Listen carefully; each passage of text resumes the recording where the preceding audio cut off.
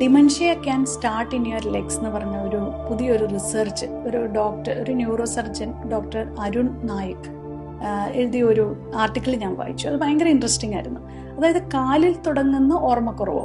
അപ്പോൾ അത് വളരെ എനിക്ക് ഇതായിട്ട് തോന്നി. അപ്പം ഞാൻ അതിനെപ്പറ്റി വായിച്ചപ്പോൾ അദ്ദേഹം എഴുതിയത് ഇതാണ്. അതായത് നമ്മളുടെ വീക്കായിട്ടുള്ള ലെഗ്സ്, അതായത് എസ്പെഷ്യലി ആഫ്റ്റർ 60s ഉള്ള ആൾക്കാരിൽ പെട്ടെന്ന് ഓർമ്മക്കുറവും അൽസൈമേഴ്സൊക്കെ നമ്മൾ ഒത്തിരി കേട്ട് വരാറുണ്ട്.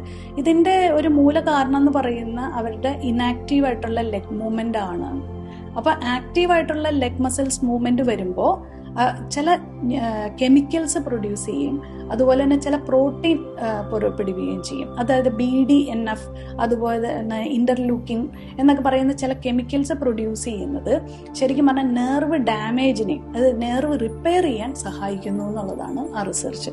ഭയങ്കര ഇൻട്രസ്റ്റിംഗ് ആണ്. അതായത് 10 മില്യൺ കേസുകളൊക്കെയാണ് ഓരോ വർഷവും പുതിയ ഇത് മുഴുവൻ പറയുന്നതെന്ന് വെച്ചാൽ cognitive decline because of weak legs. അതായത് കാലിന്റെ ഇനാക്ടിവിറ്റി കൊണ്ട് കോഗ്നിറ്റീവ് ഡിക്ലൈൻ സംഭവിക്കാം എന്നുള്ള റിസർച്ചുകളാണ് ഇപ്പോൾ വരുന്നത്.